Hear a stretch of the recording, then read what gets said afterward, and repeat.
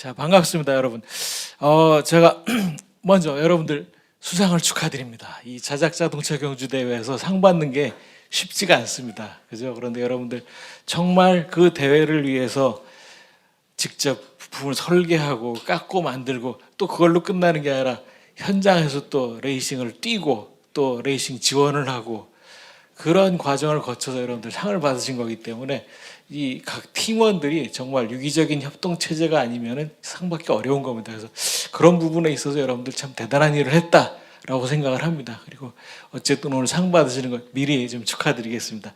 제가 오늘 강연 요청을 받고 준비한 내용은 여러분들 대부분 이제 공대에서 오셨을 것이기 때문에 저는 이제 제가 이 강의를 여러 번을 했는데 사실은 이제 자동차라는 게 당연히 엔진이나 모터가 있고 그리고 바퀴가 굴러가야 움직이는 거긴 하지만 도대체 요즘을 세상을 4차 산업혁명 시대 또 뭐 인더스트리 4.0 이렇게 얘기를 합니다만 이렇게 급격히 변화되는 이 시대에 과연 자동차를 만든다라는 거, 개발한다라는 것도 이제 저는 이제 디자인과 교수이기 때문에 학생들한테 디자인한다라는 게 어떤 의미를 갖고 있을까, 어떤 맥락을 봐야 될까 이런 부분에 대해서 굉장히 저도 개인적으로 관심을 많이 갖고 있고 과연 무엇을 위해 디자인하는가, 무엇을 위해 차를 만드는가 그런 고민을 많이 했습니다. 그래서 그런 내용을 좀 정리를 했는데 그 내용을 가지고 여러분들하고 얘기를 좀 하려고 합니다. 자, 제 소개 그냥 넘기겠습니다. 저 사진은 굉장히 현실을 왜곡한 사진입니다. 집사람이 저 사진을 저보고 쓰지 말라고 하는데 저는 저거 말고는 쓸만한 사진이 없어가지고 어쩔 수 없습니다. 자, 제가 그동안에 개발했던 디자인 차량이나 이런 것도 이렇고요. 그다음에 최근에 했던 것들이 이런 것들이 있습니다. 쭉쭉 보겠습니다. 네. 쭉쭉 보겠습니다.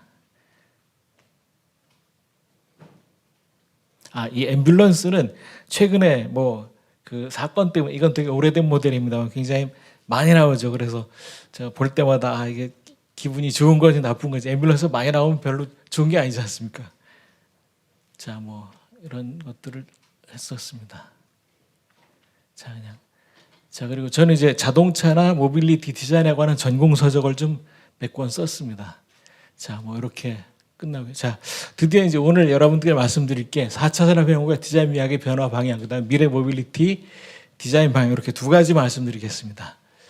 자, 4차 산업혁명의 디자인 미학의 변화. 자, 디자인 미학이라는 게 뭘까요? 과연 아름다움이란 뭘까라는 고민을 사실은 이제 디자인과 학생들은 그런 고민을 굉장히 많이 합니다. 무엇을 위해 디자인하는가? 디자인한 결과물이 제3자에게 아름다움을 줘야 되는가? 이런 고민들 많이 하고요. 또 차를 만든다는 것도 과연 어떻게 여러분들이 공대생들이시지만 차를 만들어 놓고 차가 뭔가 좀 소위 말해 뽀대가 좀 나야 되는데 뽀대가 안 나는 것 같다, 뽀대가 나는 것 같다 이런 느낌이 드실 겁니다. 어떻게 해야 차가 기능도 좋고 또 소위 말해 모양도 좋아질 수 있을까 그런 고민을 많이 하실 겁니다. 그래서 도대체 오늘날의 미학이란 무엇인가? 사실 미학의 관점, 아름다움의 기준은 제 눈의 안경이지 보는 사람마다 기준이 다 틀리지 이런 이야기들도 합니다. 그 말도 맞습니다. 그렇지만 도대체 어떤 기준으로 디자인하고 또는 설계를 하고 해야만이 그 미적 관점이 좋아질까 이런 고민을 안 해볼 수가 없습니다. 자, 4차 산업혁명 또는 인더스트리 4.0이라는 얘기를 합니다.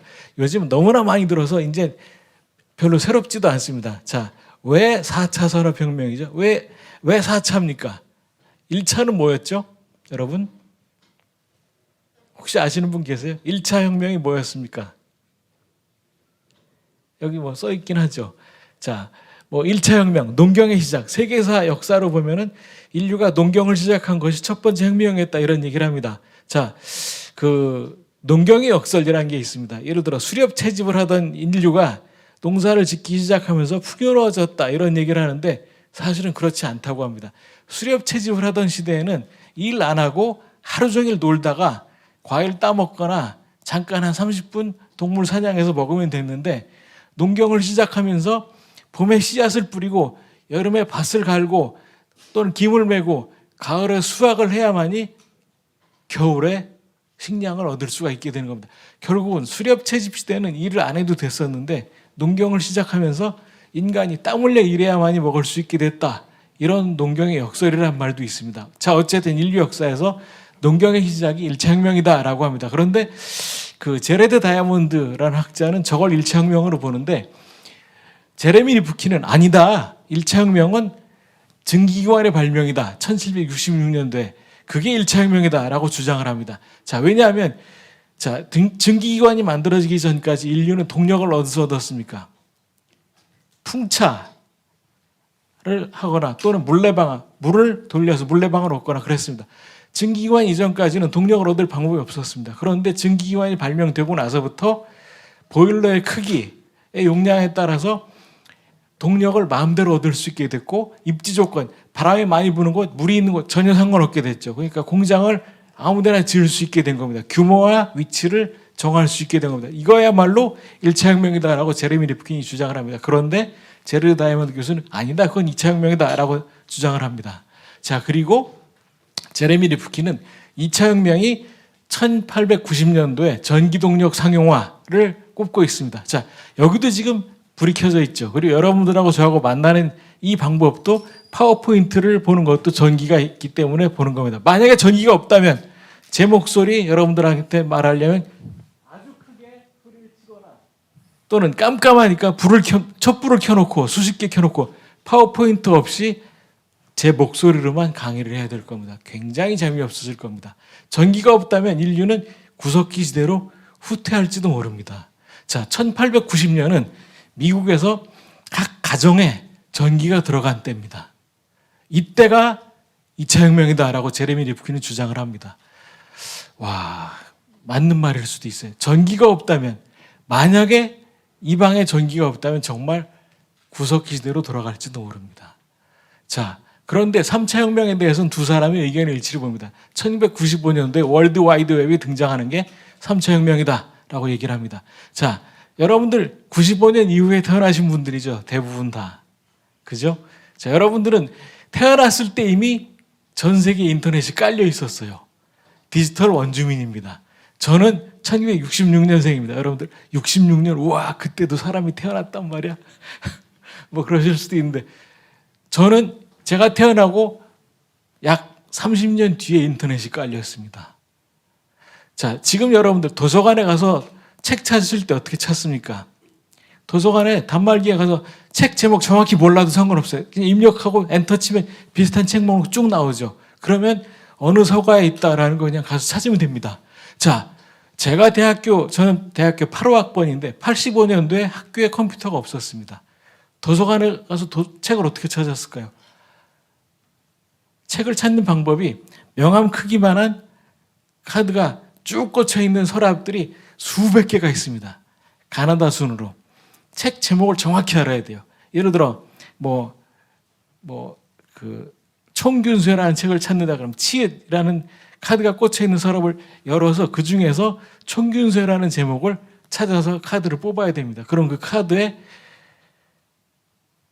몇 번 서가에 책이 꽂혀 있다라는 게 들어 있습니다. 책 제목을 정확히 모르면은 카드를 찾을 수가 없어요. 와, 지금은 너무나 편합니다. 그죠? 자, 그런 세계가 됐습니다. 자, 그리고 4차 혁명이 2016년도에 알파고의 등장이라고 얘기를 합니다. 물론 알파고는 그 전에 발명이 됐습니다. 그런데 사람들한테 알려진 게 2016년이죠. 그때부터 4차 산업혁명이 됐다라고 얘기를 합니다. 자, 총균쇠라는 책 읽어보신 분 계세요? 아무도 안 계세요? 이 책이 2005년도에 처음 나왔는데 제레드 다이아몬드 교수가 쓴 책입니다. 인류 문명을 움직이는 세 가지 힘이 총과 균과 쇠다라는 겁니다. 저는 처음에 책을 읽을 때 그래, 총과 쇠는 알겠는데 균이 왜지? 그런데 2019년 코로나가 터졌습니다. 우와, 이 책은요, 전 3번 읽었거든요. 책 이렇게 두껍습니다. 한 번 잡으면 놓을 수가 없습니다. 너무나 재밌어가지고 와, 이렇게 재밌는 책이 있나. 소설책 같아요. 여러분 꼭 한번 읽어보시기 바랍니다. 여러분들 대학생으로서 꼭 읽어봐야 될 책이 몇 권이 있는데 그 중에 하나가 이겁니다. 21세기에 지성인으로서 미래를 보려면 이 책을 꼭 보셔야 됩니다. 이거 꼭 한번 읽어보시죠. 정말로 저 혼자만의 얘기가 아니라 읽어보신 분들 전부 다 와, 이런, 그냥 와, 다 이럽니다. 근데 3번 읽은 이유가 처음 재밌게 읽었어요. 그리고 두 번째 읽는데 책이 저한테 누구세요? 라고 물어봅니다. 저 분명히 읽었는데 읽으면서 전에 읽었던가? 내용이 되게 새롭습니다. 그리고 두 번째 읽었는데도 괜찮은데 생각이 안 나요. 그래서 3번 읽었더니 그때부터 이제 내용이 저한테 이렇게 내재화가 되더라고요. 뭐 3번까지 읽으실 필요 없고 한 번만 읽어보시면 정말 이 제레드 다이아몬드의 문명에 대한 통찰력은 정말 타의 추종을 불허합니다. 어떻게 이 21세기에 코로나에 의한 대변혁을 10년 전에, 15년 전에 예측을 했을까요? 대단합니다. 자, 그리고 한계 비용 제로 사회, 제로 마지널 코스트 소사이어티, 제레미 리프킨. 자, 마지널 코스트, 한계 비용이라는 게 뭘까요? 같은 제품을 하나 더 만드는데 들어가는 비용이 한계 비용입니다. 자, 예를 들어서 제가 학생들한테 보고서 과제를 냅니다. 학생들 되게 싫어합니다. 교수님 요즘 때가 어느 때인데 보고서 과제를 내세요. 막 이럽니다. 안 돼, 써. 이러거든요. 근데 보고서를 과제를 낼 때 예를 들어 여러분들 보고서를 워드나 아래 한글로 작성해서 PDF로 만들어서 이메일로 보내세요. 라고 하면은 학생들 뭐 좋습니다. 그러고 해서 써서 보낼 겁니다. 그런데 그게 아니라 자, 여러분 보고서를 원고지에다가 쓰고 사진을 직접 찍어서 인화를 해서 거기다 붙여서 보고서를 직접 갖다 내라 그럼 와, 교수님 요즘 때가 어느 때인데 이런 19세기적인 보고서 과제를 내십니까? 라고 불만을 할 수도 있습니다. 어쨌든 뭐 과제를 냈으니까 내라 그렇게 사진을 찍어서 요즘 인화하는데 비쌉니다. 인화하는 데가 잘 없죠. 찍어서 보고서를 썼어요. 원고지에다가. 그래갖고 갖고 와서 내려고 갖고 왔는데 친구들이 우와 너 보고서 썼네 보자 하다가 누가 거기다 커피를 엎지릅니다. 그거 그대로 낼 수 있을까요? 낼 수도 있겠죠. 근데 만약에 다시 써야 된다라고 하면 똑같은 과정을 다시 반복해야 돼요. 돈이 한 2, 3만 원 또 들 겁니다. 그런데 아까 제가 말씀드린 것처럼 그냥 이메일로 내세요. 라고 이메일 보내는데 이메일 안 왔는데 다시 보내. 그럼 이메일 다시 보내는 돈 얼마나 들까요? 1원도 안 들 겁니다. 자, 디지털 문명에서는 아날로그로 보고서를 쓰려면 한 번 더 쓰려면 2, 3만 원이 들 수도 있습니다. 그런데 디지털로 보고서를 낼 때는 하나 더 낼 때 돈이 거의 안 듭니다. 제로 마지널 코스트라는 게 디지털 문명에서는 한계 비용이 제로가 된다라는 겁니다. 그냥 데이터 복제하는데 돈 거의 안 들어갑니다. 물론 이제 NFT라는 기술이 또 나와서 무단 복제가 또 어렵다고는 하지만 디지털에서는 아날로그와 달리 한계 비용이 거의 제로에 가까워진다라는 겁니다. 이미 여러분들 느끼고 있는 걸 겁니다. 그런데 5년 전에 그 내용을 정리해서 책을 냈어요. 그러니까 미래를 내다보는 통찰력. 여러분들도 저분도 제레미 리프킨 저걸 쓰면서 이미 본인이 디지털 생활을 하고 있는데 저 내용 학문의 독창성은 어디서 나옵니까? 일반적인 사실에서 다른 사람들과 다른 관점으로 사물을 보는 눈. 그게 바로 학문의 독창성입니다. 자, 모든 논문, 여러분들도 아마 졸업 논문 쓰실 수도 있고, 뭐 나중에 석박사 과정 가시면 또 논문 쓰셔야 되는데, 논문의 주제를 잡는 방법은 보편적인 사실로부터 남과 다른 관점의 팩트를 찾아낸다, 주제를 찾아낸다라고 할 수 있겠죠. 자, 제사의 물결, 엘빈 토플러 박사라는 분이 쓴 책인데, 이 책이 1979년도에 나왔어요. 제가 중학교 1학년 때. 저는 저 책을 중학교 1학년 때 보고 와, 제사의 물결 저게 뭘까라고 책을 사서 봤어요. 79년도에 우리나라에 버튼식 전화기가 막 나왔을 때였습니다. 다이얼에서 버튼을, 휴대전화는 아예 있지도 않았고 팩스 있지도 않았습니다. 이메일 당연히 없었겠죠. 인터넷이 없던 때였기 때문에. 자, 저 때 엘빈 토플러 박사 뭐라고 했냐면 미래에는 통신이 발달해서 디자이너들이 사무실에 출근하지 않고 집에서 작업해서 그거를 전송하는 시대가 올 것이다. 그런 얘기를 했습니다. 그때 제가 중학교 1학년이 제가 저걸 읽으면서 와, 과연 그런 시대가 올까? 그런 생각을 했어요. 자, 순서가 좀 잘못됐네. 자, 그리고 나서 엘빈 토플러 박사가 2019년도에 작고하셨는데 2006년도에 부의 미래라는 책을 내놨습니다. 그 책을 광고를 딱 본 순간 엘빈 토플러 박사가 30년 전에 제사의 물결이라는 얘기를 했는데 이미 내가 제사의 물결 속에 살고 있구나. 이메일로 보내고 당장에 서점 달려가서 부의 미래라는 책을 사서 봤어요. 그랬더니 미래에는 스토리텔링이 또 다른 부의 창출의 원천이 될 것이다. 이런 얘기를 하시더라고요. 자, 그런가 보다 하고 또 잊어버렸어요. 자, 그 다음에 이제 본격적인 고민이 시작됩니다. 자, 도대체 그럼 21세기 이 4차 산업혁명 시대의 아름다움이란 무엇일까라는 거죠. 자, 이 이미지는 혹시 보신 분 계세요? 저는 영화를 좀 좋아하는 편인데 천사와 악마란 영화 포스터 이미지입니다. 자, 어두운 쪽은 악마고 밝은 쪽은 천사입니다. 원래 악마는 천사 루시퍼가 변절한 겁니다. 천사와 악마는 종이 한 장 차이입니다. 셰익스피어가 뭐라고 했습니까? 아름다운 것은 추악하고 추악한 것은 아름답지. 이런 말을 했어요. 저 그 말을 읽는 순간 소름이 쫙 돋았습니다. 여러분들 어떻게 생각하세요? 아름다운 것은 추악하고 추악한 것은 아름답지. 말이 안 된다고 생각하세요? 좀 생각해 보시면 아마 그럴 수도 있겠다라고 생각하실 수도 있어요. 자, 여기 보시면 자, 어두운 쪽은 악마고 밝은 쪽은 천사입니다. 자, 같은 대상이라도 어떤 관점으로 바라보느냐, 어떤 가치관으로 보느냐에 따라서 천사도 될 수 있고 악마도 될 수 있다라는 거죠. 자, 이거는 뭐 여러분들 많이 아실 겁니다. 자, 혹성탈출의 포스터입니다. 여러분들 혹성탈출 영화 보셨어요? 다? 거의 다 보셨을 것 같은데, 그죠? 저도 이걸 가서 봤어요. 자, 원 제목이 Dawn of the Planet of the Apes입니다. 자, apes가 무슨 뜻이죠? apes, 유인원이라고 합니다. 자, monkey는 원숭이죠. 자, monkey와 apes의 차이는 뭘까요? 꼬리가 있는 아이들은 원숭이고 꼬리가 없으면 apes입니다. 자, 그 말은 멍키보다 에이프스가 조금 더 사람한테 가깝게 진화를 했다라는 겁니다. 자, 여러분들이나 저나 이제 현생 인류입니다. 최초 인류, 자, 보시면은, 자, 최초 인류 오스트랄로피테쿠스가 약 300만 년 전에 지구상에 출현했다라고 얘기를 합니다. 그리고 호모 하빌리스, 호모 에렉투스, 호모 네안데르탈렌시스, 호모 사피엔스, 현생 인류는 사피엔스의 후손입니다. 자, 호모 에렉투스가 비로소 직립보행을 했다고 하죠. 자, 그런데 여러분들 직립보행, 진화론에 의하면은 인간은 진화했다. 진화는 좋은 쪽으로 일어난다라고 얘기를 합니다. 자, 저도 허리가 가끔 이제 삐끗하는데 척추 디스크는 인간만이 앓고 있습니다. 네 발 달린 기어다니는 동물들은 척추 디스크 병을 앓지 않습니다. 자, 척추 디스크는 원래 네 발로 다니던 척추가 직립보행을 하면서 중력의 무게를 이기지 못해서 추간판 탈출증이 생긴다라는 겁니다.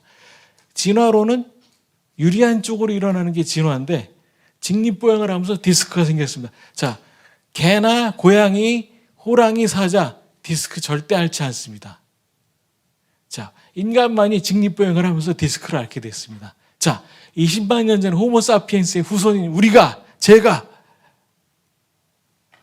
왜 이 포스터를 보고 저 어떻게 생각했냐면, 우와, 주인공 이름 뭐죠? 시저입니다. 와, 시저 되게 멋있다 라는 생각을 했어요. 뭐지? 왜 내가 오스트랄로피테쿠스보다 더 진화가 안 된, 유인원보다 더 진화가 안 된 원숭이를 보고 멋있다고 하지? 라는 생각이 들었어요. 자, 유인원, 그리고 오스트랄로피테쿠스를 원인류라고 합니다.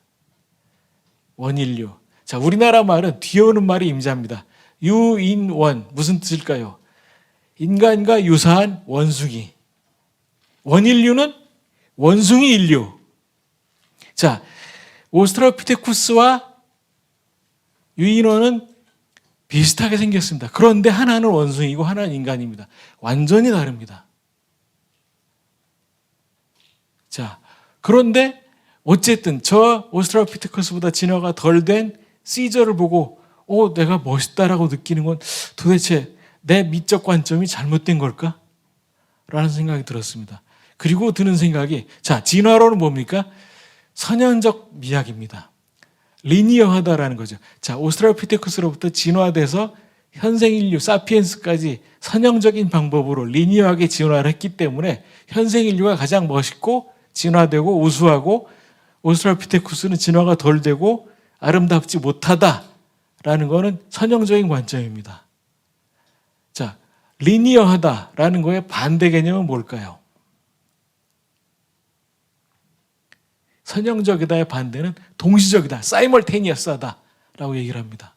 자, 유발 하라리라는 학자가 무슨 주장을 했냐면요, 인류는 진화하지 않았다라고 주장을 합니다. 자, 여러분들 이론적으로 상식적으로 따져보면 이런 일도 필요 없습니다. 300만 년 전에 오스트랄피테쿠스와 20만 년 전에 호모사피엔스가 우리가 존재했다고 믿는 이 화석을 보고 그렇습니다.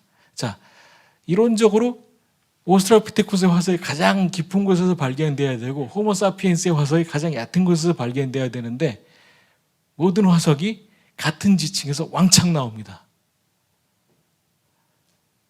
진화론의 아구가 안 맞아요. 잃어버린 조각들이 너무 많습니다. 이 정도 되면 요즘 과학자들이 뭐라고 하냐면 진화론의 반대는 뭡니까? 창조론. 인간은 창조됐다, 진화되지 않았다라고 종교적인 관점에서 주장을 합니다. 자, 근데 과학자들이 요즘 뭐라고 하냐면 이 정도 되면 진화론도 종교다. 논리적으로 설명이 안 되기 때문에. 왜 300만 년 전의 화석과 20만 년 전의 화석이 같은 층에서 나오느냐. 그리고 유발 하라리는 네안데르탈인이 또 다른 명칭은 북경 원인입니다. 북경에서 발견된 화석이 네안데르탈인 화석하고 똑같습니다. 자, 그런데 서구에는 호모사피엔스가 존재했고 동양에는 네안데르탈인, 북경 원인이 존재했다. 둘은 공존했다. 그렇게 얘기하면서 자기는 인종주의자가 아니다 라고 실드를 칩니다. 그 말은 무슨 말입니까? 동양인은 진화가 덜 된 인종의 후손이다 라는 말을 은연중에 퍼뜨리는 겁니다. 그리고는 자기는 인종주의자가 아니다 라고 얘기를 합니다. 나 참. 자, 보겠습니다. 자, 과연 진화론이 맞냐 창조론이 맞냐, 이건 뭐 답이 없어요, 아직까지는. 자, 보겠습니다. 자, 여러분, 혹성탈출에 저는 영화를 보면서 와, 시저의 저 캐릭터 정말 멋있다, 어떻게 만들었을까, 정말 리얼하다 생각을 했습니다. 자, 시저를 연기한 사람 누구죠? 앤디 서키스입니다. 앤디 서키스가 어떻게 연기를 합니까? 얼굴에다가 3차원 센서를 붙이고 연기를 합니다. 그러면 디지털로 만들어진 시저의 캐릭터가, 이건 그냥 3D 모델입니다. 이 센서의 위치에 따라 움직입니다. 그렇게 만들어진 영상이 이겁니다. 그리고 포토샵으로 털을 붙이고 해서 영상이 만들어지는 겁니다. 우와, 디지털 기술의 승리입니다. 정말 리얼합니다. 저는 앤디 서키스를 보고 저 배우 정말 대단하다라고 생각했습니다. 앤디 서키스의 대표적인 역할이 또 뭐가 있을까요? 예? 누가 말씀하신 것 같은데? 골룸 역할 앤디 서키스가 했습니다. 메소드 연기, My precious 막 그러잖아요, 그죠? 골룸. 와, 앤디 서키스는 본인 얼굴로는 절대 영화에 안 나옵니다. 오로지 캐릭터 얼굴로만 나옵니다. 자, 근데 와, 디지털 기술의 승리입니다. 여러분들, 디지털 기술의 궁극적 목표는 뭘 것 같으세요? 디지털 기술이 추구하는 가장 최고의 목표는 뭘까요? 바로 가장 아날로그적으로 보이는 겁니다. 자, 여기 보시는 이 모습은 실체가 아닙니다. 그냥 컴퓨터 속에 존재하는 0과 1의 데이터의 조합입니다. 그리고 이 모습은, 여러분들 보는 이 모습은 스크린에 비춰진 빛의 그림자일 뿐입니다. 실존하지 않습니다. 실존하는 것처럼 보이려고 하는 게 디지털 기술의 목표입니다. 가장 아날로그적으로 보이게. 자, 여러분들이 저의 모습을 보는 이유는 제가 여기 존재하기 때문이겠지만, 여러분들이 보는 모습이 실제로 제가 여기 존재해서 보이는 것인지 아니면 빛의 반사가 돼서 여러분들의 망막이 자극돼서 보이고 구상이라는 실체는 여기 있지 않은 건지 알 수가 없습니다. 존재론과 실제론에서 주장하는 바가 그겁니다. 자, 어쨌든 뭐 그것까지 얘기하지 않겠습니다. 자, 이걸 보고 와, 정말 디지털 기술의 승리로구나라는 생각을 했습니다. 자, 혹성탈출 2편, 인간의 퇴화, 유인원의 지화라고 나옵니다. 그리고 퇴화된 인간의 상징으로 소녀가 나옵니다. 이거 보셨습니까? 이 편? 봤는데 역시 메시지가 너무 강합니다. 자, 저 소녀가 퇴화된 인간의 상징으로 하여 언어의 능력을 잃어버립니다. 말을 못해요. 근데 영화에서 소녀에게 이름이 뭐냐, What's your name? 막 물어봅니다. 그러니까 언어 능력을 잃어버렸으니까 소녀가 말을 못하고 자기 이름을 뭘 보여줍니다. 바로 이 노바라는 차에 폐차장에서 주신 엠블렘을 보여줍니다. 자기 이름이 노바다라고. 저 영화를 보면서 깜짝 놀랐습니다. 노바라는 차가 3세대는 67년도 이런 모델이고 5세대는 79년대 어떤 모델, 점점점 차가 작아져서, 보통 차가 신형차가 나오면 더 크고 세지고 강해지는데 점점 작아져서 마침내 5세대에서 단종이 됩니다. 와, 영화 감독이 자동차에 정말 전문가구나.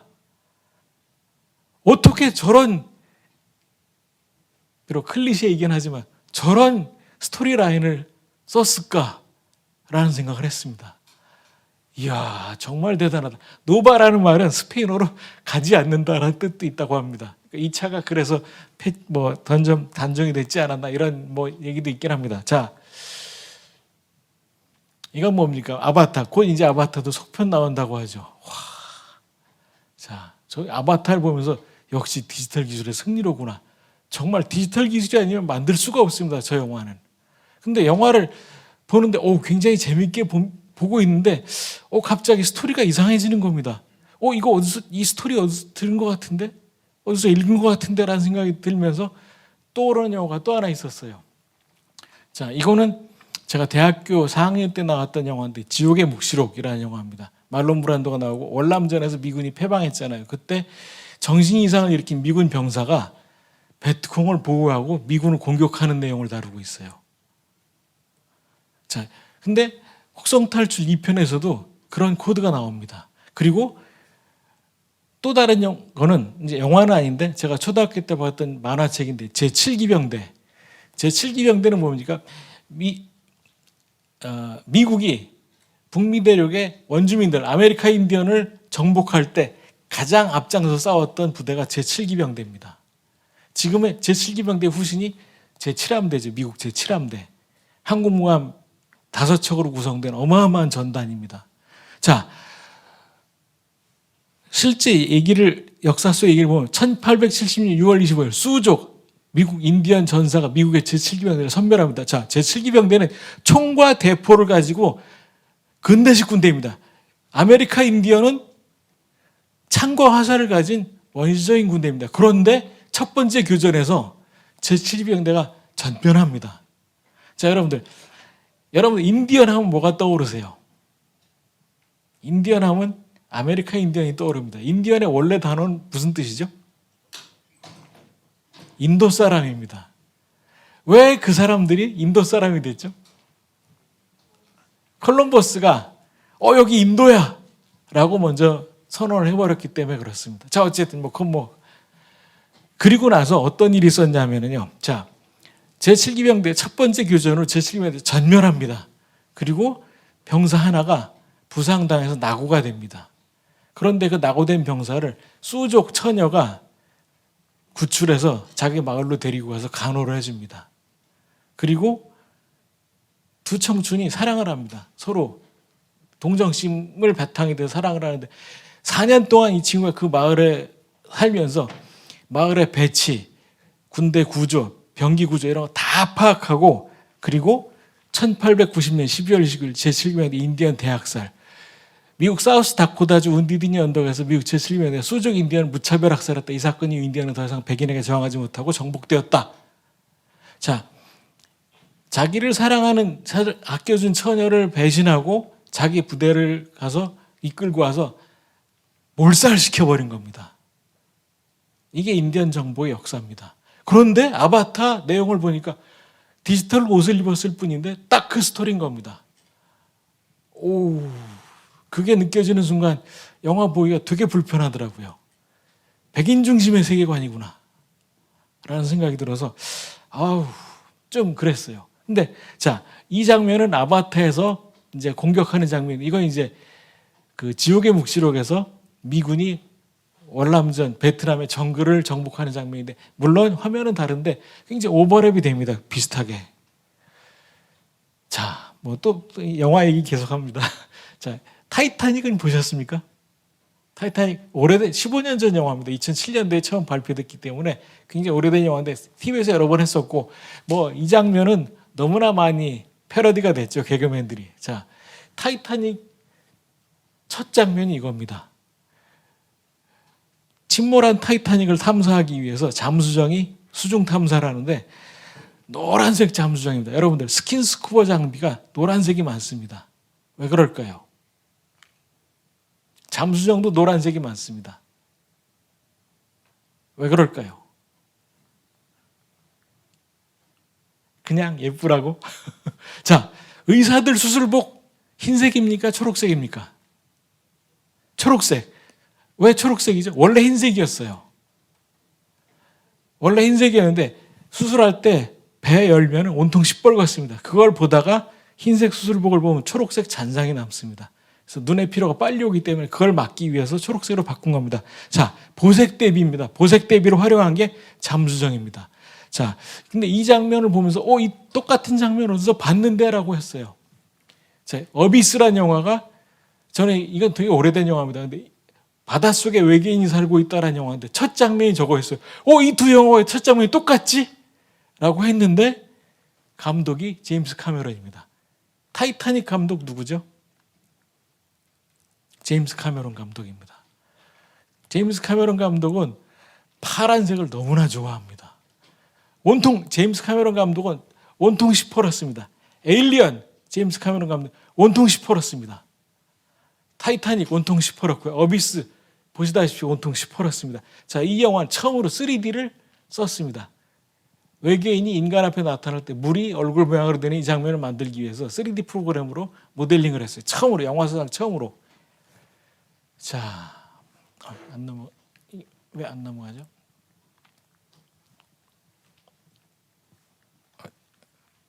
네. 자, 터미네이터. 이 영화는 제가 대학교 1학년 때 나왔어요. 85년도에. 우와, 저는 그때 이 영화를 보고 정말 깜짝 놀랐습니다. 정말 이 영화 내용이 뭡니까? 영화 내용이 1984년도에 로스앤젤레스입니다. 그때 터미네이터가 나와서 존 코너를 찾아서 막 오잖아요. 터미네이터가 30년 뒤의 미래 2014년에서 타임머신을 타고 과거로 온 겁니다. 제가 저 영화를 보면서 우와, 내가 정말 50살이 되면 시간여행이 가능해지겠구나 라는 생각을 했어요. 지금 2022년입니다.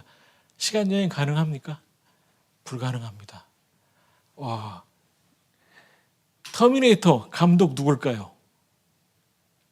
제임스 카메론 감독입니다. 온통 시퍼렇습니다. 근데 이때는 제임스 카메론도 무명이었고 아놀드 슈왈츠제네거도 무명이었어요. 완전 저예산 영화였는데 뭐 정말 충격적이었어요, 메시지가. 자, 보색 대비. 아까 제가 이제 노란색과 파란색, 뭐 수술복과 피 관계를 말씀드렸죠. 그 원리를 한번 보겠습니다. 자, 파란색 한번 보세요. 쭉 한번 3초 정도 응시를 해보세요. 여러분 한번 보세요. 3초 정도 보십시오. 1, 2, 3. 무슨 색이 보이십니까? 노란색이 보입니다. 보색 대비입니다. 자, 또 다른 빨간색. 자, 3초 정도 보세요. 1, 2, 3. 무슨 색이 보입니까? 녹색이 보이죠. 자, 이건 잘 안 보이세요? 다시 한번 해볼까요? 다시요? 네. 자, 보세요. 1, 2, 3. 녹색 안 보이십니까? 보여요? 네네. 네네. 자, 혹시 일본어 배우신 분 계세요? 일본어로 됩니까? 데키마스까 그러잖아요. 그죠? 우리말로 데키마스까 뭐 이런 말을. 자, 썰렁하죠. 미안합니다. 자, 보겠습니다. 자, 아름다움이란 뭘까? 자, 이제 다시 결론을 해야 될 시기가 된 것 같습니다. 아직은 뭐 시간이 좀, 자, 빨리빨리 뒤에 내용이 좀 있기 때문에. 자, 아름다움이란 뭘까? 보는 관점의 차이입니다. 자, 이 그림 보신 분 계세요? 자, 이 그림 보시면은, 자, 이쪽을 보면은 소녀의 뒷모습처럼 보입니다. 그런데 여기 전체를 보면 할머니의 옆모습처럼 보입니다. 소녀가 아름답고 할머니가 아름답지 않다. 그런 뜻은 아닙니다. 보는 관점에 따라 달리 보인다라는 거죠. 자, 이거는 마치 왕관을 쓴 공주처럼 보입니다. 그런데 그림을 뒤집으면은 할아버지처럼 보입니다. 같은 대상이라 할지라도 보는 관점에 따라서 전혀 다르게 보이는 겁니다. 자, 아름다움이란 뭘까라는 고민을 다시 할 수밖에 없어요. 자, 결국은 원점으로 돌아옵니다. 제가 시저를 보고 놀란 거는 결국은 선형적 관점의 미학은 이제 무용지물인가, 동시적인 관점으로 가야 되는가라는 거죠. 자, 결국은 뭐 오늘날에 와서 디자인이라는 거는 결국은 단지 물건의 모양만을 의미하는 게 아니라 스토리구나라는 생각이 들기도 합니다. 자, 제가 대학에 입학했을 때 처음 이제 공업 디자인을 전공했어요. 그래서 제품 디자인 수업에서 처음 했던 주제가 전화기입니다. 그때는 이제 버튼식 전화기가 최첨단이었기 때문에 버튼식 전화기를 디자인하기 위해서 자료 수정합니다. 자, 귀와 입의 거리, 손으로 잡을 수 있는 그립의 크기, 그다음에 버튼의 가로 세로 높이 이런 거 다 조사해갖고 아이디어 스케치를 해서 물리적인 버튼을 가진 전화기를 디자인했습니다. 자, 여러분들 지금 스마트폰 여러분들 전화 거실 때 다이얼 버튼 물리적인 버튼 누르시나요? 그냥 유리판 위에 빛의 그림자를 터치합니다. 제가 만약에 1985년도에 수업 시간에 교수님 앞으로 40년 후에는 스마트폰이라는 게 나와서 버튼이 필요 없이 그냥 까만색 유리창 하나로 전화기가 끝날 것 같습니다 라고 아이디어 스케치를 했다고 하면 교수님이 아마 야, 너 왜 거저 먹으려고 하냐 라고 하셨을 겁니다. 물리적 버튼이 하나도 없습니다. 지금의 전화기는. 근데 제가 전공 수업 시간에 처음 배웠던 전화기 디자인은 온통 물리적 버튼 뿐이었어요. 여러분들이 만드신 자작자동차 가상의 것이 아무것도 없습니다. 아직까지는. 물리적으로 모터가 됐든 엔진이 됐든 돌아가야 차가 가고 핸들을 꺾어야 차가 방향이 전환이 되고 브레이크가 유압이 작용을 해야 브레이크가 작동을 합니다. 앞으로 어떻게 될지 모르죠. 자, 그런데 스토리가 없는 디자인도 있다라고 합니다. 자, 동대문 디자인 프라자 가보셨죠? 굉장히 누가 디자인했죠?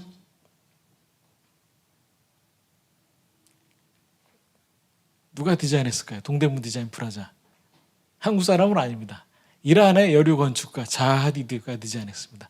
이란. 여러분, 세계 3대 문명이 어디죠? 세계사 시간에 배우신 3대 문명.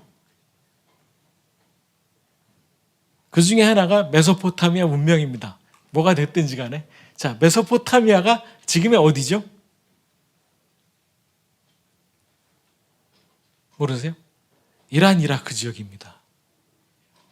놀랍게도 함무라비 법전, 인류 최초의 법전, 함무라비 법전, 이란, 이라크 지역에서 나왔습니다. 인류 문명의 발상지 중에 하나일 수도 있어요. 자, 동대문 디자인 프라자 디자인한 사람이 이란의 건축가 자하 하디드입니다. 세계적으로 유명한 건축가 중에 그쪽 출신들이 많아요. 유태인들. 자, 몇 년 전에 봉준호 감독이 오스카상, 아카데미상을 받았죠. 왜 주목받았죠? 동양인이기 때문에. 자, 아카데미상의 목적은 뭘까요? 겉으로 말하지 않는 숨겨진 목적이 있습니다. 아카데미상의 목적은 유태인의 우수성을 알린 사람들에게 상을 준다. 우리가 봤던 영화 감독들, 좀 전에 제임스 카메론, 유태인입니다. 세계 금융계의 거부들, 버냉키 또는 지금 그 연준 이사장 누구죠? 이름이 갑자기 생각이 안 나는데 다 유태인입니다. 놀랍게도. 자, 인종 이런 얘기를 하자는 게 아닙니다. 그 서양인 중심의 문명에서 우리가 좀 뭔가 좀 달리해야 되지 않나라는 생각이 드는 거죠. 자, 맨디니의 안나지라는 병따개입니다. 코르크 병따개. 자, 이거는 필립 스탁의 주시살리프입니다. 자, 맨디니도 뭐 그쪽 계열이라고 합니다. 자, 어쨌든 자, 이걸 보여드린 이유가 자, 이 안나지는 어떤 물건인지 여러분들 아시죠? 코르크 병따개입니다. 자, 이게 전 세계적으로 2억 개 정도 팔렸습니다. 어마어마하게 팔려요. 저도 하나 샀어요. 왜 샀을까요? 코르크 병을 따려고? 아닙니다. 그래도 디자이너인데 집에 진열장에 이거 하나 정도는 있어야지라고 무려 40만 원이랍니다. 저게. 샀어요. 그런데 와인병 딸 때 저걸 쓰느냐? 안 씁니다. 흠집 날까 봐 안 쓰고 들어있는 공짜로 들어있는 걸로 땁니다. 제가 그걸 하면서 와 저건 장에 모셔두고 내가 이걸로 따네 하다가 갑자기 퍼뜩 드는 생각이 내가 제품을 기능으로 소비하는 게 아니라 이미지로 소비하는구나. 자, 안나지를 사는 사람들 대부분 저걸 쓰기 위해서 하는 거 아닙니다. 그냥 집에 이런 거 정도는 있어야지라는 겁니다. 미학적 관점이 달라지는 거죠. 자동차가 쓸모가 있어야 된다. 글쎄요. 오늘날에 와서는 자 여러분들 신상품이 나왔는데 서프라이즈가 없으면 사람들이 이게 뭐가 신형이야. 어디서 본 듯하면 고유성이 없으면 에이 별론데 라고 합니다. 자 이게 얼마나 나한테 필이 꽂히느냐.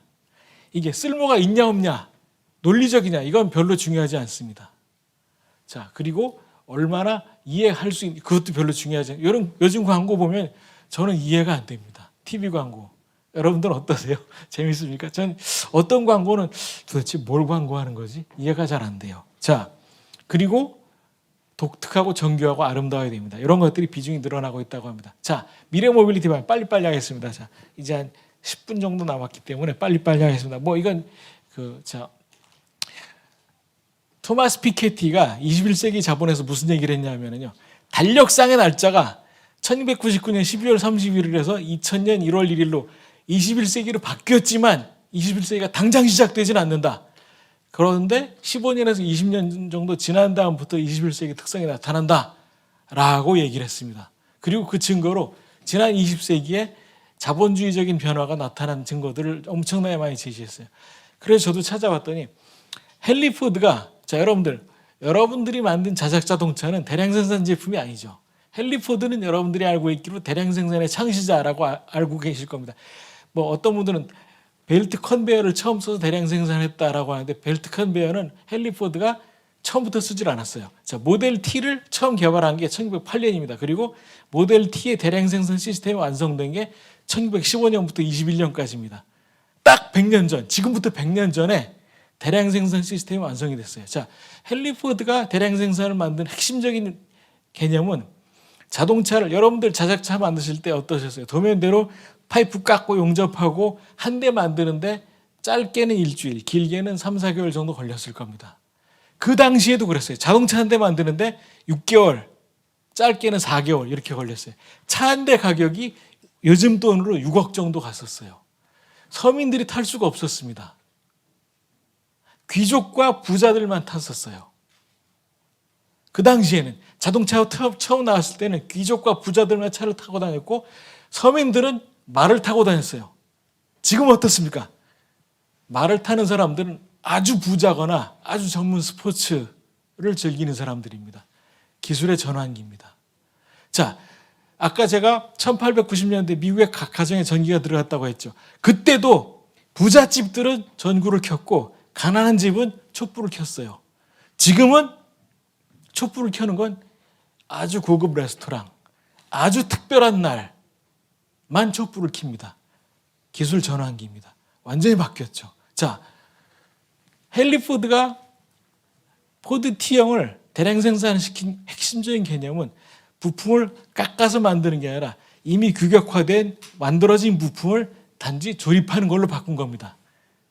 한 사람당 작업시간이 1분 40초입니다. 지금도 현대기아 조립 라인 가고 한 작업시간당 1분 40초입니다. 드르륵 조이고 넘어갑니다. 조립 말고 제작이 아니라 조립입니다. 이미 완성된 부품, 자 금형을 이용해서 완성된 부품을 규격화된 부품을 조립하는 겁니다. 그걸로 바꿨어요. 그런데 포드 이전에 모든 자동차 제작자들은 그렇게 안 하고 철판 두들겨서 모양 만들고 사포질하고 페인트 칠하고 나무 톱질해서 썰어서 니스 칠하고 이빨 맞춰서 그러니 차 하나 만드는데 6개월 걸리고 1년 걸리죠. 지금도 롤스로이스는 물론 그렇게 만듭니다. 주문 생산, 비스포크라고 하죠. 삼성에서도 비스포크라고 나오죠. 자, 비스포크, 가전 비스포크가 나온 이유는 뭘까요? 자, 집집마다 냉장고들은 다 있습니다. 그런데 집집마다 한국인이라 할지라도 식생활이 틀립니다. 어떤 집은 김치를 많이 쓰고 어떤 집은 김치 사다 먹고 냉동식품 위주로 하고 우리 집은 냉동칸이 커야 되는데 냉동칸이 너무 적어. 우리 집은 김치냉장고가 커야 되는데 김치냉장고 놓을 데가 없어. 집집마다 다 틀립니다. 그렇기 때문에 대량 생산 시대에는 냉장고 하나 갖고 어떻게 맞췄었지만 지금은 집집마다 틀리기 때문에 그에 맞춰서 비스포크라는 개념으로 제품이 나오는 거죠. 고급화되는 겁니다. 그리고 수요에 맞춰서 이게 이제 산업의 사이클이다라고 할 수 있습니다. 여러분들이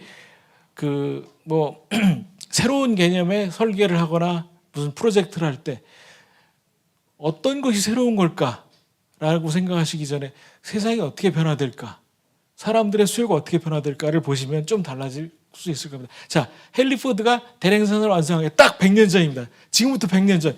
1922년도에 대량생산이 완성되고 다른 업체들은 와 이제 세상이 달라지고 있네. 차를 한 대 만드는데 1분 30초마다 차가 하나씩 굴러나오는데 우리는 1년마다 차 한 대씩밖에 못 만드는데 이렇게 달라지던 시대가 딱 100년 전입니다. 자, 그리고 토마스 피케티가 뭐라고 했냐면요.